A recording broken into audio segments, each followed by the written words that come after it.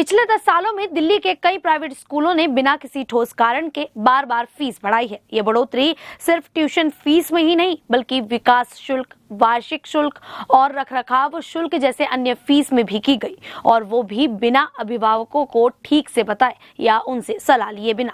ऐसे फैसले स्कूल ने अपने मन से लिए, जिससे अभिभावकों को भारी आर्थिक बोझ झेलना पड़ा। ये स्थिति न केवल अभिभावकों के लिए मुश्किल भरी थी बल्कि सरकार और शिक्षा विभाग के लिए भी एक बड़ी चुनौती बन गई थी।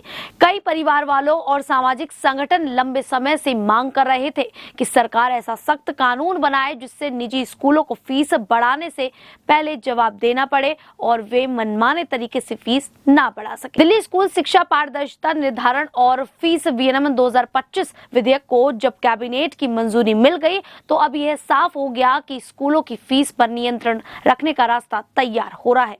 इसका मतलब है कि अब सरकार एक ऐसा कानून ला रही है जो स्कूलों की फीस बढ़ाने के नियम तय करेगा और पारदर्शिता जरूरी बनाएगा। तो चलिए आपको बताते हैं क्या है नया नियम, कैसे करेगा ये काम, कब से होगा लागू, कैसे अब दिल्ली में सस्ती होगी पढ़ाई, फीस बढ़ोतरी पर कैसे लगेगी लगाम और अभिभावकों समेत सरकार को इससे किस तरह से होगा फायदा।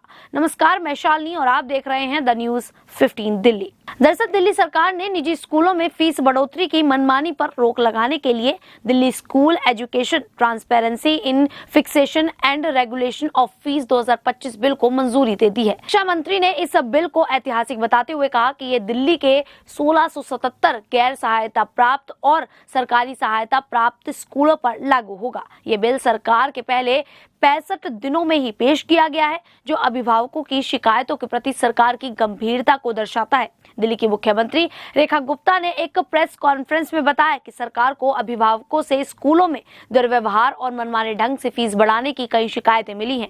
जवाब में जिला मजिस्ट्रेट यानी कि डीएम को स्कूलों का निरीक्षण करने के लिए भेजा गया।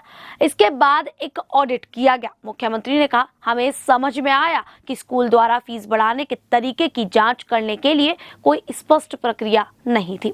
उन्होंने कहा कि 1973 के मौजूदा कानून में इस मुद्दे को कंट्रोल करने के लिए कोई क्लॉज नहीं था, जिससे कार्रवाई करना मुश्किल हो गया।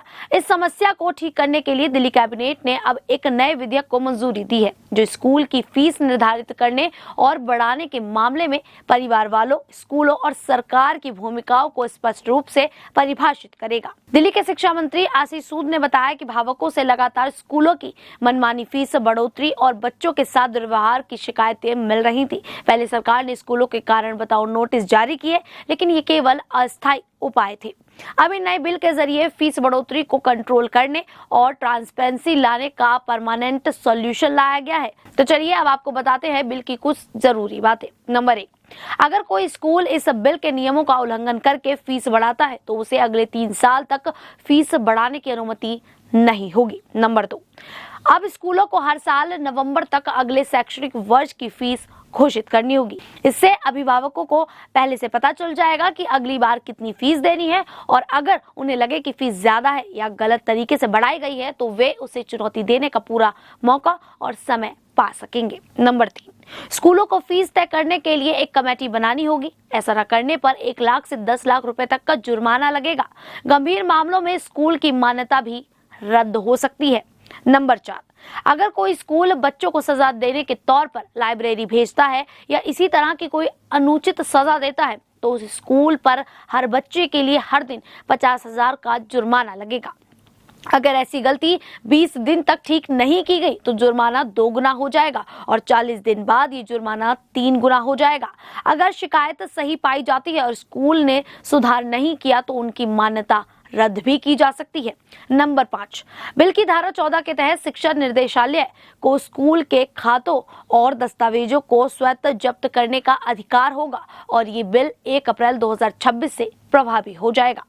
शिक्षा मंत्री ने बताया कि मुख्यमंत्री ने परिवार वालों की शिकायतों को गंभीरता से लिया। स्कूलों में बच्चों के साथ दुर्व्यवहार की जांच के लिए डीएम को भेजा गया और ऑडिट कराया गया। इन शिकायतों के आधार पर ही बिल में सख्त प्रावधान जोड़े गए।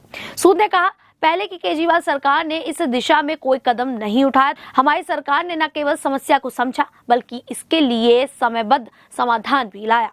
रेखा गुप्ता ने प्रेस कॉन्फ्रेंस कर बताया कि इस बिल में अभिभावकों, स्कूलों और सरकार की भूमिका को स्पष्ट रूप से परिभाषित किया जाएगा। उन्होंने कहा, हमने स्कूलों की मनमानी पर लगाम लगाने के लिए साफ दिशा निर्देश बनाए हैं। यह बिल दिल्ली के शिक्षा क्षेत्र में पारदर्शिता लाएगा। यह बिल दिल्ली के उन लाखों अभिभावकों के लिए राहत की खबर है जो निजी स्कूलों की मनमानी फीस और बच्चों के साथ दुर्व्यवहार से परेशान थे।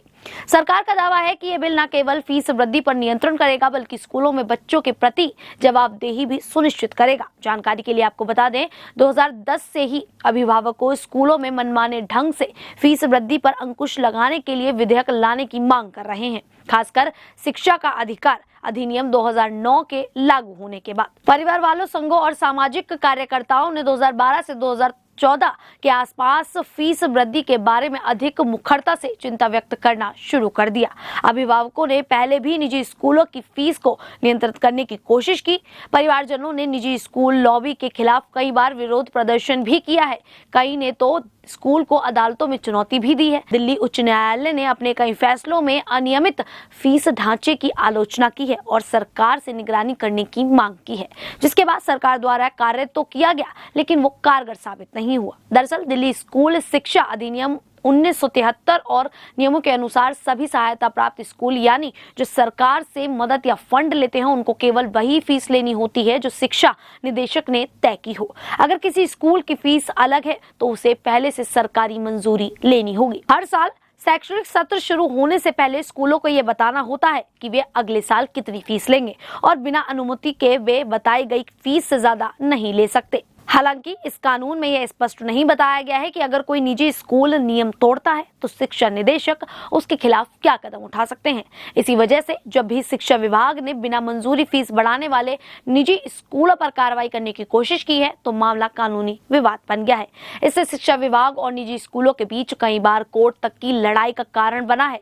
1990 के दशक में दुग्लस समिति की सिफारिश के बाद दिल्ली सरकार को यह कहा गया था कि वह एक फीस विसंगति समिति बनाए ताकि अभिभावक फीस बढ़ोतरी के खिलाफ शिकायत कर सके। फिर 2017 में कोर्ट ने आदेश दिया कि हर जिले में ऐसी समिति होनी चाहिए जिसमें 3 लोग हों। नंबर 1 जिले के उप शिक्षा निदेशक, नंबर 2 जोनल उप शिक्षा निदेशक, नंबर 3 एक चार्टर्ड अकाउंटेंट। इस व्यवस्था के तहत अभिभावक सिर्फ 100 रुपए देकर शिकायत दर्ज करा सकते थे और समिति को 90 दिनों के अंदर उस शिकायत का हल निकालना होता था। लेकिन असल में यह समिति सिर्फ कागजों पर ही बनी रही, यानी ज्यादातर जगहों पर इसका सही इस्तेमाल नहीं हुआ और परिवार वालों को राहत नहीं मिल सकी। 2023 में सरकार ने 2 प्रोजेक्ट मैनेजमेंट यूनिट बनाई जिसका काम है कि निजी स्कूलों द्वारा फीस बढ़ाने के प्रस्तावों की जांच करना।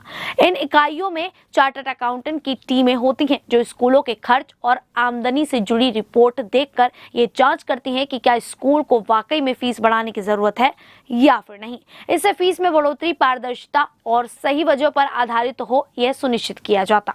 लेकिन इस सब के बावजूद अभी हाल ही में पिछले कुछ महीनों में दिल्ली के निजी स्कूलों में मनमाने ढंग से फीस बढ़ाने के कई मामले सामने आए, जिसे लेकर अभिभावकों ने विरोध प्रदर्शन भी किए। सितंबर 2024 में प्रीतमपुरा में महाराजा अग्रसेन मॉडल स्कूल के अभिभावकों ने 18 से 20% की वार्षिक फीस वृद्धि के खिलाफ विरोध प्रदर्शन किया, जिसमें आरोप लगाया गया कि स्कूल ने उन छात्रों को स्कूल छोड़ने का प्रमाण पत्र जारी कर दिया जिन्होंने बढ़ी हुई फीस का भुगतान करने से इनकार कर दिया था। वहीं शिक्षा विभाग ने ऐसी बढ़ोतरी को अस्वीकार कर दिया था। इसी तरह मयूर विहार में वनस्थली पब्लिक स्कूल में पढ़ने वाले बच्चों को माता पिता ने 100% फीस वृद्धि का विरोध किया था। अभिभावकों ने दावा किया कि भुगतान न करने के कारण छात्रों को क्लास से बाहर कर दिया गया था। अप्रैल 2025 में अभिभावकों ने फीस वृद्धि को लेकर डीपीएस द्वारका के बाहर विरोध प्रदर्शन किया था, जिसके चलते दिल्ली सरकार को इस पर कड़ा कदम उठाना पड़ा है। खैर, दिल्ली सरकार के इस नए विधेयक को लेकर, इस नए नियम को लेकर आप लोगों की क्या राय है, आप हमें कमेंट करके जरूर बताइएगा।